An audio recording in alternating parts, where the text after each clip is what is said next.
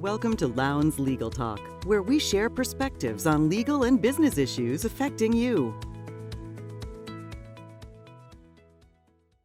Hello and welcome to the next Lowndes Legal Talk. I'm Drew Sorrell. I'm a partner in the data governance and technology section of Lowndes. And joining me today are three esteemed panelists, and I'm going to let them introduce themselves. So Joel.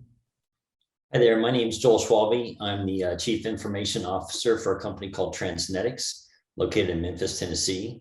Transnetyx is a biotech company, so we have lots of fun, and I work with some really smart people. Cool. Craig? I'm Craig Roy. I'm the VP of IT for National Retail Properties. Our based office is here in Orlando, Florida. Thank you. And Shawn? Yeah, my name is Shawn Hill, and I'm the Chief Information Officer for the Lowndes Law Firm in Orlando. Thank you all for being here today. I really do appreciate it. And today is just a casual conversation, just a few topics, and we'll be in and out in about 10 minutes.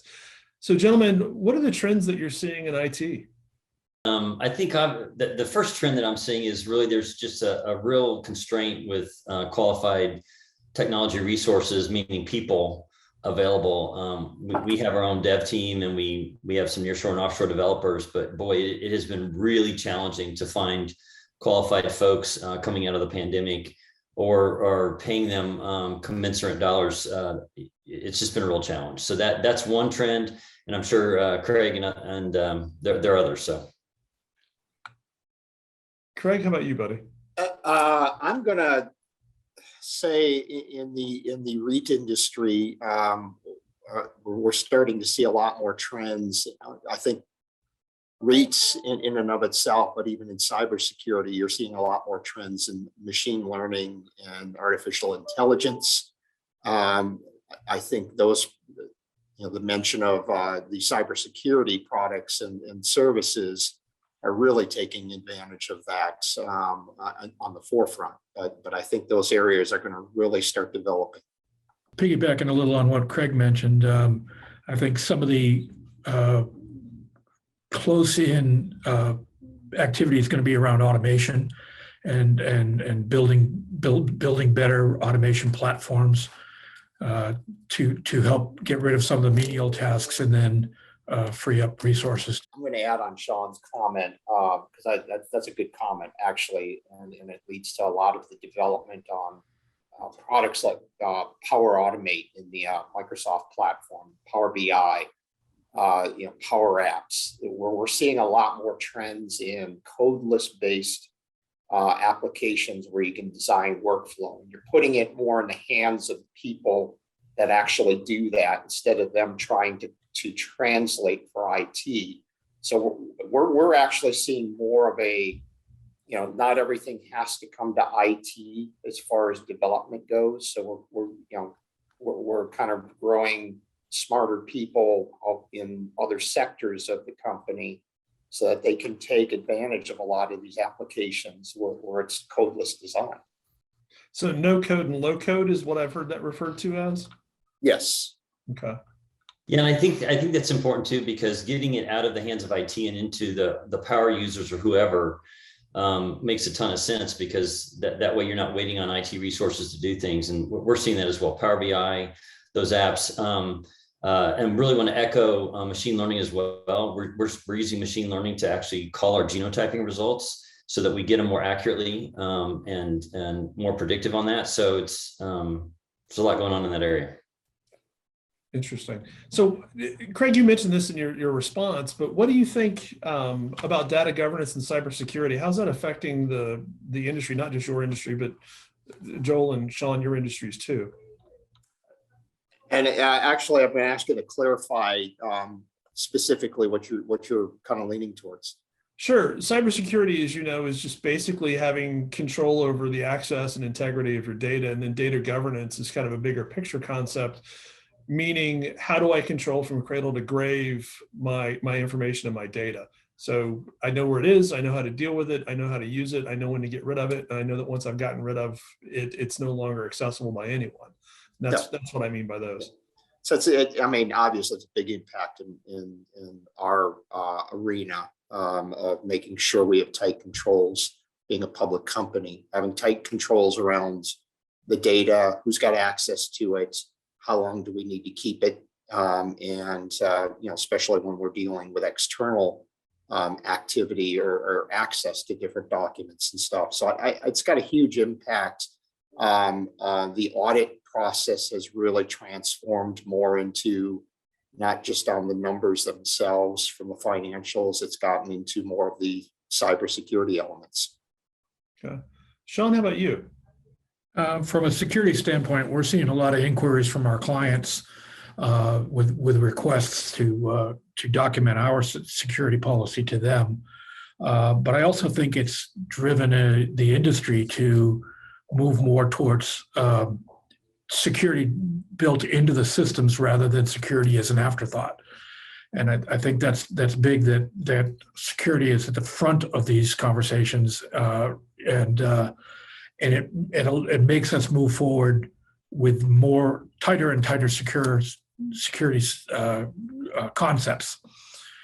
So we're embarking on several projects where security is at the forefront. I'm going to add one thing to Shawn again here. And you mentioned that you're being asked a lot by your clients, and I think that's a very important statement, because we're going to see a lot more of that, especially with us. A lot of the contracts we do with third-party vendors have how long are you keeping our records? A lot of those pieces of elements. What kind of access do you need? How are you going to show us that you're securing our data that we're providing to you that may be confidential in nature? Right. And Joel, what about you? Yeah, so it's interesting because I think from a cybersecurity perspective, we're seeing increases in, I guess, awareness, because our board of directors now requires a full cyber readout quarterly. So that's kind of new. That's something that we've stepped into. But we've also seen, we have some very large government agencies that are our customers, so NIH and others. And so since they were compromised a couple, maybe a year ago, there's been a real focus on cybersecurity and responding back to their FISMA process, which is to ensure all the appropriate controls are in place from a data governance perspective. So it's been a real focus, and it's almost to the point where some of it's onerous, in fact. Understood. I'll second that. Yeah, it's no longer a check the box environment. No. And that's a good thing when it comes to cybersecurity. And I'll say the same thing, which is that I'm seeing many more questions from clients with much more comprehensive issues as far as how to respond to some of these questions and what happens if, and those kinds of things, and to what extent do you, the client asks, what extent do you run this up the food chain or the flagpole? And the answer is it's now, and Joel alluded to this, it's now a board of directors level question, because corporate litigation is beginning to focus on responsibilities and fiduciary responsibilities of board of directors for cybersecurity specifically. And that all fits into governance. So as we're moving along, let me ask the kind of interesting question that lawyers always like to ask, which is, so what's keeping you up at night? What's bothering you these days in the IT world? The core of what keeps me up at night is if I had to identify a single thing, it would be cybersecurity. It as it's pretty well known, it evolves around the human side of the, we can secure the technology, but educating and securing the end users is a lot more difficult. So in the end, it's that, that one bad click, that person that fell for the phishing email, whatever it might be, that keeps me up, and just making sure that when that happens, probably not if that happens, when that happens, that we quickly recognize it and minimize the impact. Craig, John? Yeah, I'll echo that as well. It's cybersecurity. Really, because it's not if, it's when. And so you can never do enough. And so you're trying to manage what's the most cost-effective way to make sure that we're as secure as possible.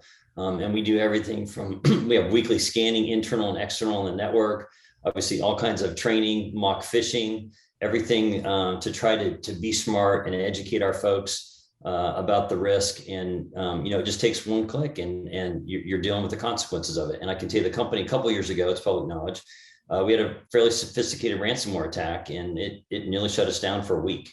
Wow. And you just can't be in that kind of position in today's environment. So we are very rigorous now in what we do and how we look to engage partners and vendors and bring them into the network, and what our expectations are for them to have that access.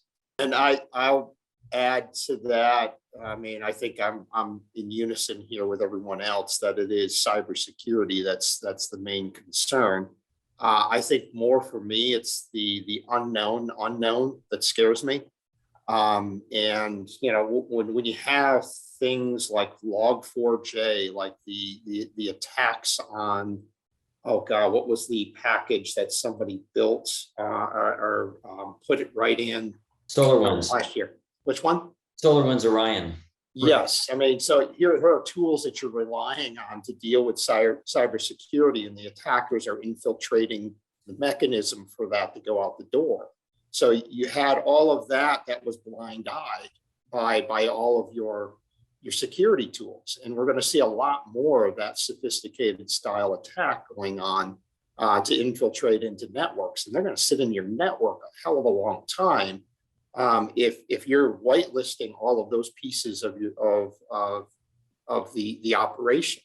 So it's I think it's more for me, the unknown really keeps me up at night thinking about things.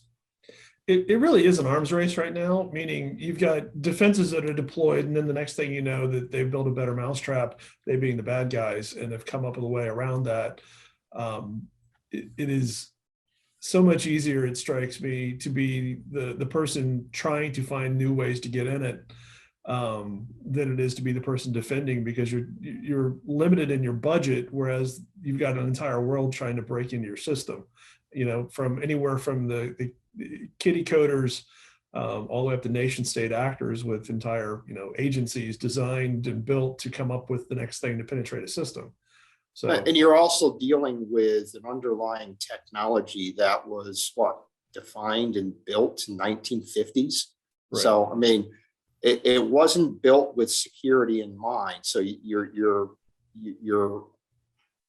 connectivity out to the outside world, and I would dare say, until the internet changes, which is probably not likely anytime soon, I don't think we're going to see an end to this. It's just too porous. Yeah, it's interesting because even awareness. So we just recently closed on the acquisition of a company in Germany, and instead of doing the traditional press release, we've actually withheld that because we want to improve their cyber posture before we announce to the world that we've acquired them. We don't want to draw attention to them and have actors start to pursue them because they're not at a cyber posture that we think is ready to go. Yeah, and we as lawyers are beginning to see more and more clauses, rightfully so, focused on due diligence and acquisitions related to cybersecurity and threats and breaches and the tail liability that goes along with that. And then kind of the prospective, which is what you're just alluding to also, is making sure there are reps and warranties as to what the status of the systems are and what they can and can't do and who's responsible for that. And that gets really interesting from a legal standpoint, and to some extent kind of hypothetical because you don't always know. But it's something Shawn said that I'll add on to. The human factor is what I have seen most recently is problematic for companies, meaning the data breaches I've worked on most recently were human factor problems. And then kind of related to that, the other ones that I have seen, and this is what Craig was talking about, were more or less zero-day exploits.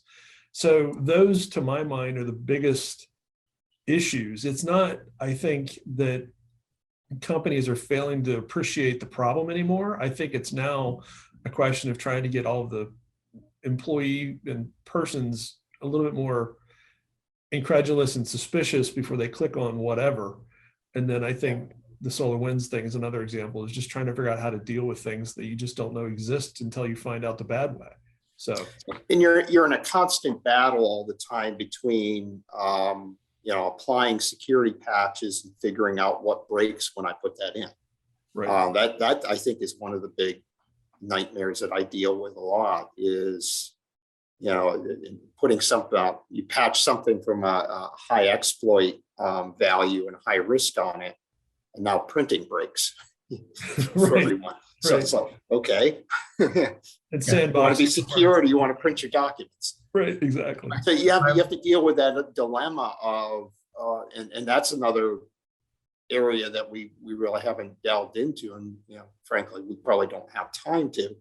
But dealing with functionality versus security, and coming up with what's reasonable, what things can we accept as risk versus what things do we have to change our habits, our work habits to accept, and that may mean it takes me twice as long to do this now, but it's a constant battle. The constant battle between the tension between convenience and security is just a problem on that. Gentlemen, I thank you very, very much for taking your time out of your day to do this. So good luck. Hopefully you have no more breaches in your future, and I'll talk to you later. Thank you for joining us for Lowndes Legal Talk. For more information about today's topic or to learn more about our attorneys and practices, please visit lowndes-law.com.